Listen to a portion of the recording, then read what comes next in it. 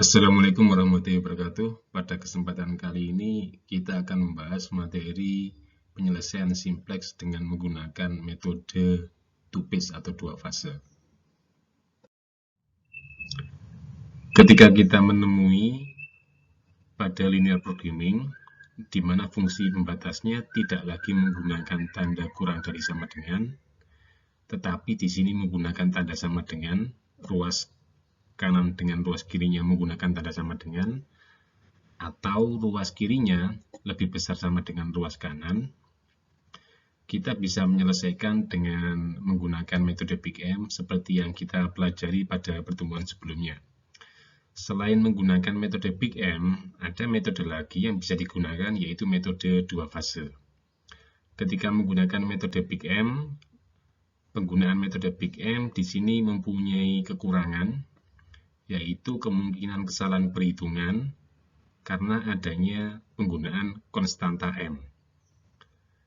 Dan untuk mengatasi kekurangan dari rumitnya penggunaan metode Big M, kemudian dikembangkan metode dua fase. Pada metode dua fase ini, pengerjaannya dilakukan dengan dua tahap dan tidak menggunakan konstanta M. Pada metode dua fase ada dua tahap yang akan dilakukan. Tahap yang pertama di sini tujuannya adalah meminimumkan jumlah dari variabel buatan.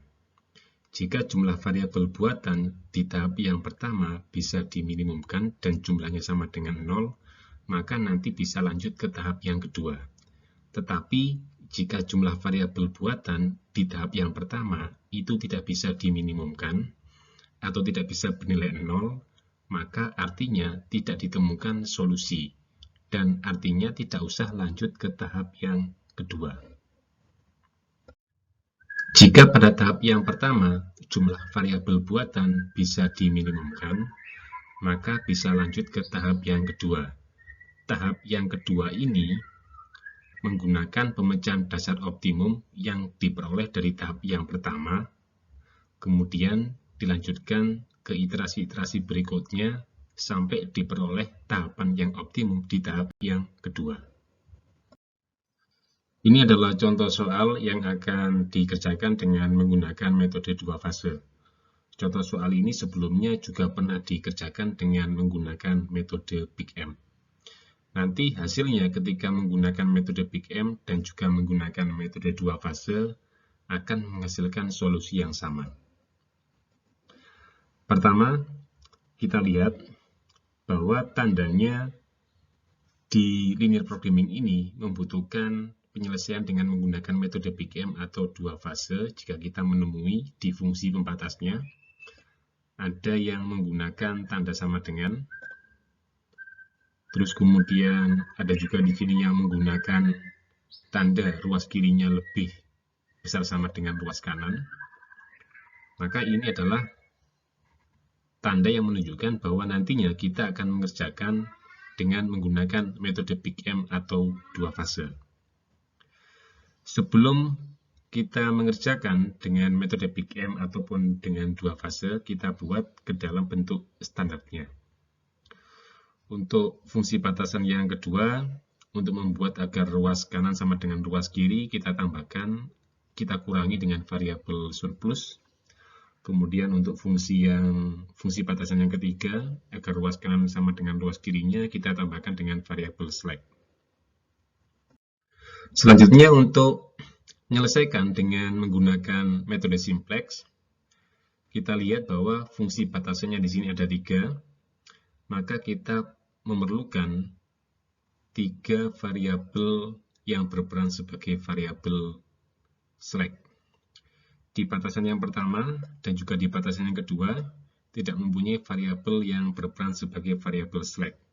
Sehingga nantinya di batasan yang pertama dan juga di batasan yang kedua di sini memerlukan variabel buatan.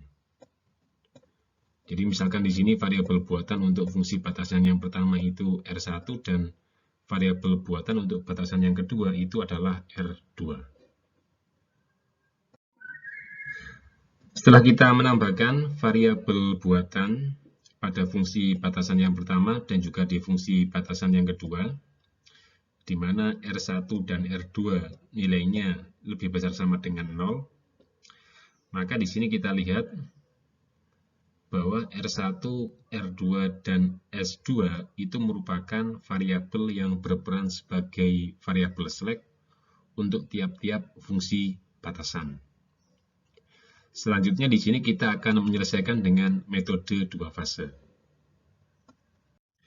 Setelah menambahkan variabel buatan ke dalam fungsi batasan yang tidak mempunyai variabel slack, maka selanjutnya kita membentuk fungsi tujuan di tahap yang pertama. Fungsi tujuan di tahap yang pertama yaitu meminimumkan jumlah variabel buatan. Jadi di tahap yang pertama fungsi tujuannya itu bukan fungsi tujuan di permasalahan awal, tapi fungsi tujuannya adalah meminimumkan jumlah variabel buatan yaitu R1 ditambah dengan R2. Misalkan simbol R kecil itu adalah jumlah dari variabel buatan. Tadi ada dua variabel buatan, R1 dan R2, maka jumlah dari variabel buatannya itu adalah penjumlahan dari R1 dan R2. Di mana R1 variabel buatan untuk batasan yang pertama dan R2 variabel buatan untuk batasan yang kedua. Jadi, ini adalah bentuk model yang akan digunakan di tahap yang pertama dalam metode dua fase. Fungsi tujuannya meminimumkan jumlah variabel buatan, kemudian fungsi batasannya, batasan 1, 2, dan 3, itu sama seperti permasalahan awal yang telah dimodifikasi dengan menambahkan variabel buatan dan juga variabel slack. Langkah berikutnya pada tahap yang pertama kita modifikasi fungsi tujuannya. Di tahap yang pertama fungsi tujuannya adalah meminimumkan R kecil, di mana R kecil itu adalah jumlah dari variabel buatan. Kita lihat bahwa fungsi dari jumlah variabel buatan itu masih menggunakan simbol variabel R1 dan R2. Kalau kita ingin memecahkan dengan simplex, maka fungsi tujuannya itu harus mengandung variabel non-basic. Seperti kita lihat pada slide sebelumnya,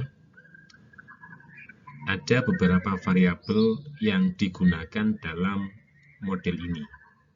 Ada variabel X1, X2, kemudian ada variabel buatan R1 dan R2, kemudian ada variabel S1 dan S2. Variabel yang berperan sebagai variabel basic yaitu R1, R2, dan S2. Sedangkan variabel yang berperan sebagai variabel non-basic itu ada variabel X1, kemudian X2, dan kemudian ada variabel S1. Ini adalah variabel yang berperan sebagai variabel non-basic. Dan ketika kita akan menyelesaikan dengan simplex, fungsi tujuannya itu di sini harus mengandung variabel non-basic ini. Caranya gimana mengubah fungsi tujuannya agar mengandung variabel non-basic? Kita bisa substitusi R1 dan R2 ke dalam fungsi tujuan. R1 di sini kita bisa mendapatkannya dari modifikasi batasan yang pertama. Kemudian kita juga bisa mendapatkan R2 dari modifikasi batasan yang kedua. Sehingga nantinya diperoleh fungsi tujuan di tahap yang pertama yaitu meminimumkan variabel buatan, diperoleh fungsinya sebagai berikut. Di dalamnya mengandung variabel X1, X2, dan S1. Setelah kita modifikasi fungsi tujuannya, ini adalah bentuk standar dari tahap yang pertama ketika menggunakan metode dua fase. Fungsi tujuannya meminimumkan jumlah variabel buatan. Jadi jumlah variabel buatannya di sini sudah kita rubah fungsinya, sehingga yang semula itu merupakan penjumlahan R1 dan R2, kita bisa memodifikasinya tadi, sehingga di fungsi tujuannya bisa mengandung variabel non-basicnya yaitu X1, X2, dan S1. Sedangkan fungsi batasannya sama seperti fungsi batasan yang awal. Selanjutnya, kita pindah ke dalam tabel simplex. Di tabel simplex ini, di fungsi tujuannya, berarti di sini meminimumkan R kecil atau jumlah variabel buatannya. Kemudian yang berperan sebagai variabel dasar atau variabel basic, ada variabel R1 di batasan yang ke-1, kemudian ada variabel R2 di batasan yang kedua, dan juga ada variabel S2 di batasan yang ketiga. Kita lihat di sini kalau variabel basicnya itu di tabel simplexnya membentuk matriks identitas. Dan di sini karena fungsinya adalah fungsi meminimumkan, maka kita pilih pada variabel non-basic, yaitu variabel X1, X2, dan S1, manakah yang nilainya paling positif. Nilainya yang paling positif ternyata pada koefisien X1. Dan kita lihat rasionya, rasio positif yang paling kecil, yaitu berada pada baris yang pertama. Dan perpotongannya bernilai 3. Dari iterasi ke-0 tadi, kita lanjutkan ke iterasi yang pertama. Tadi perpotongannya, itu yang nilainya 3 dijadikan bernilai 1. Caranya dengan menggunakan persamaan ini, baris 1 baru sama dengan baris 1 lama dibagi dengan 3. Kemudian, sama seperti pengerjaan simplex yang sebelum-sebelumnya, kita bisa menggunakan fungsi-fungsi ini untuk mengisi sel-sel yang kosong. Hasil dari iterasi yang pertama ditunjukkan di tabel berikut ini. Kemudian kita lihat lagi pada variabel non-basicnya, apakah ada yang nilainya itu masih positif di baris fungsi tujuannya. Oh, ternyata ada, yaitu pada variabel X2. Maka iterasi ini nantinya akan berlanjut. Dan rasio positifnya yang paling kecil itu pada baris yang kedua. Sehingga nantinya X2 itu akan berperan sebagai variabel masuk dan kemudian menggantikan R2. Dan R2 itu akan keluar. Berikut merupakan hasil dari iterasi yang kedua. Kita lihat pada baris fungsi tujuannya, untuk variabel non-basic, sudah tidak ada variabel yang nilainya itu positif, semuanya sudah 0. Maka iterasi yang kedua ini berarti merupakan iterasi yang terakhir dan tidak perlu dilanjutkan ke iterasi berikutnya. Dari sini kita bisa melihat solusi optimalnya di tahap yang pertama. Kita lihat apakah di fungsi tujuannya, yaitu meminimumkan jumlah variabel buatan, apakah nilainya di RHS itu nilainya bisa minimum atau tidak. Kalau nilainya 0, berarti di sini jumlah variabel buatannya itu habis, atau dengan kata lain bisa diminimumkan. Artinya ketika di iterasi yang terakhir jumlah variabel buatannya ini sudah bernilai 0, maka artinya kita bisa lanjut ke tahap yang kedua. Tetapi jika jumlah variabel buatannya tidak bisa habis atau tidak bisa bernilai 0, artinya tidak perlu lanjut ke tahap yang kedua, cukup sampai di tahap yang satu aja, dan kesimpulannya tidak diperoleh solusi atau invisible. Jadi ini kelebihan dari menggunakan metode dua fase. Kalau misalkan kita menyelesaikan permasalahan linear programming, ternyata invisible atau tidak ada solusinya, maka bisa dideteksi dari tahap satu saja. Tidak perlu sampai ke tahap yang kedua.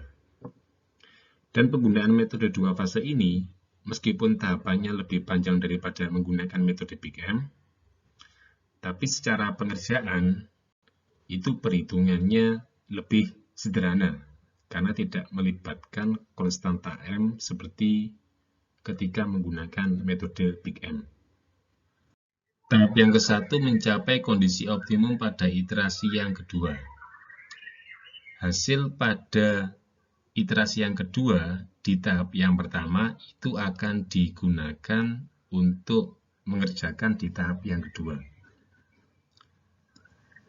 Seperti di tabel ini adalah merupakan tabel optimum tahap yang pertama, yaitu pada iterasi yang kedua.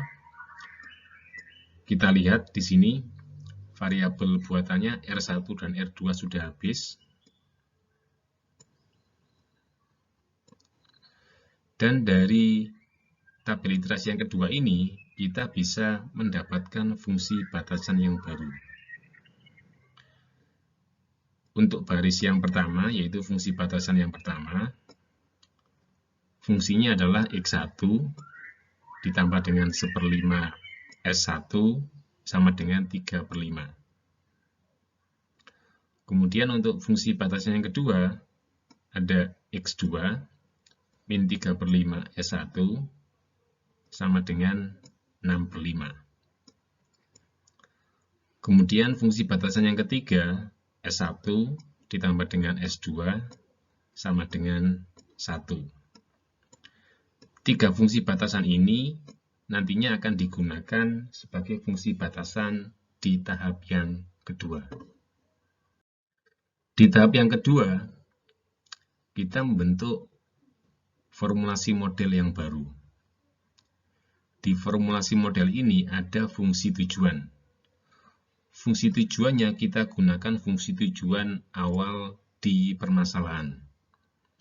Di permasalahan awal tadi fungsi tujuannya adalah meminimumkan Z sama dengan 4X1 plus X2. Selanjutnya untuk fungsi batasannya di sini ada 3, dan fungsi batasan ini diperoleh dari solusi tahap pertama yang telah kita definisikan untuk tiap-tiap fungsi batasannya pada slide sebelumnya tadi. Selanjutnya, di tahap yang kedua, kita akan menyelesaikan dengan algoritma simplex. Kita susun tabel simplexnya. Ada 3 fungsi batasan, berarti di sini ada 3 variabel yang berperan sebagai variabel basic. Untuk batasan yang pertama, variabel basicnya di sini adalah X1, kemudian batasan yang kedua, variabel basicnya adalah X2, dan variabel yang ketiga, variabel basicnya di sini adalah S2. Variabel basic ini ada kaitannya dengan iterasi terakhir yang diperoleh di tahap yang pertama. Ini adalah tabel iterasi awalnya. Setelah kita memasukkan fungsi tujuannya Z dan juga memasukkan 3 batasan sesuai hasil dari tahap yang pertama. Ada variabel basic. Variabel basicnya di sini ada X1, X2, dan juga S2. Sisanya S1 itu berperan sebagai variabel non-basic.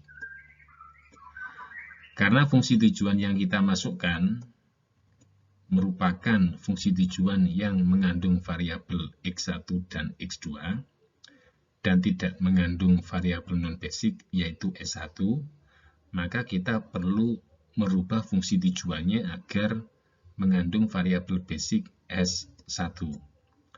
Kenapa fungsi tujuannya di sini perlu dirubah agar mengandung S1? Karena kalau kita lihat pada koefisien di baris fungsi tujuan untuk variabel non-basic yaitu S1, di sini nilainya sudah 0. Kalau 0, artinya di sini kan tidak bisa dilanjutkan iterasinya. Iterasinya kan berhenti. Padahal ini masih merupakan tahap awal. Bagaimana cara merubah fungsi tujuan yang semula tidak mengandung variabel non-basic S1 agar mengandung variabel non-basic S1? Maka caranya kita bisa dengan substitusi. Dari batas yang pertama kita peroleh nilai X1-nya sama dengan 3/5 min 1/5 S1. Kemudian dari batas yang kedua kita peroleh X2 sama dengan 6/5 plus 3/5 S1. Dari dua persamaan ini, kemudian kita substitusi ke persamaan fungsi tujuan Z-nya, sehingga diperoleh Z akhirnya itu mengandung variabel S1. Dan fungsi Z ini nantinya yang akan kita gunakan ke dalam perhitungan simplex. Jadi ini bentuk standar setelah kita memodifikasi fungsi tujuannya tadi. Pada awalnya tadi fungsi tujuannya meminimumkan Z sama dengan 4X1 plus X2, di mana pada fungsi tujuan sebelumnya itu tidak mengandung variabel non-basic yaitu variabel S1. Sehingga setelah kita merubah fungsi tujuan tadi akan mengandung variabel basic S1, diperoleh fungsi tujuannya sebagai berikut. Kenapa kita perlu merubah fungsi tujuannya agar mengandung variabel S1? Karena ketika kita akan menyelesaikan dengan metode simplex, acuan yang pertama kali itu yang dilihat adalah koefisien variabel non-basic, yaitu S1 pada baris fungsi tujuan. Untuk fungsi tujuannya meminimumkan, dilihat apakah ada koefisien dari variabel S1 yang nilainya itu masih positif atau tidak. Oh, ternyata di sini masih ada yang nilainya positif. Berarti ini nanti akan lanjut ke iterasi berikutnya. Kita lihat rasio positif paling kecilnya itu pada baris yang ketiga, sehingga nantinya S1 itu akan berperan sebagai variabel masuk dan akan menggantikan variabel S2. Tadi perpotongannya antara kolom S1 dengan rasio terkecil yaitu pada baris yang ketiga. Dengan menggunakan persamaan ini, kemudian kita bisa mengisi sel-sel yang kosong. Dan kemudian setelah kita isi, itu akan menghasilkan hasil dari iterasi yang pertama. Kita lihat pada hasil dari iterasi yang pertama ini, untuk kolom variabel non-basic, yaitu variabel S1, ternyata pada baris fungsi tujuannya sudah tidak ada yang nilainya positif lagi. Berarti tabel ini itu sudah optimum dan tidak perlu melanjutkan ke iterasi berikutnya. Dari tabel ini, solusi optimumnya diperoleh nilai Z yang paling minimum itu sebesar 17/5. 17/5 itu diperoleh dari nilai X1 sebesar 2/5 dan X2 sebesar 9/5. Kemudian variabel S1-nya itu bernilai 1, variabel S2-nya itu bernilai 0. Hasil dari menggunakan metode dua fase itu sama dengan menggunakan metode Big M. Di sini ada kelebihan dan ada kekurangannya. Kalau menggunakan metode dua fase, kelebihannya perhitungannya itu lebih simpel karena tidak menggunakan konstanta M, tetapi tahapannya sedikit lebih panjang, yaitu ada 2 tahap.